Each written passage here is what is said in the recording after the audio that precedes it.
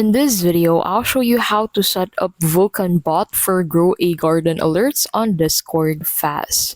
So to get started, go ahead and open Discord into one tab and then go ahead and open top.gg on another tab. So you need to go ahead and look for the Vulcan Bot on top.gg. So make sure that you're signed into your Discord account first on the Discord website and then head over to top.gg, search for Vulcan, and then click on this invite button at the right side of Vulcan. So once you click on this, you'll be able to find the invite link of Vulcan to your Discord server. So in here, go ahead and click on this add to server button if you want to add this to your server. You can also add this to your apps.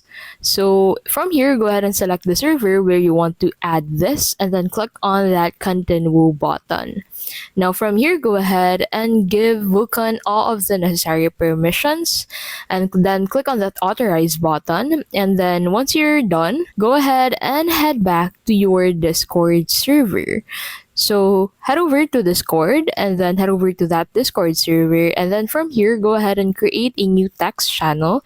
So click on this plus button at the right side of text channels to be able to create a new text channel for your server. So go ahead and name this as Garden Alerts and make sure that this is set to announcements or tags. So once you have created this, you need to go ahead and use the command /stockalert-gag to activate Grow a Garden notifications.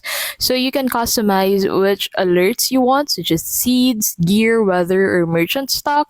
You can also configure stock bot settings, so adjust Vulcan stock tracking settings to match your preferences. You can set the frequency, item types, and notification style. So make sure that you have at least 10 members on your specific Discord server to be able to add the Vulcan alerts to your server. And that is how you can basically set up Vulcan Bot for Grow a Garden alerts on Discord.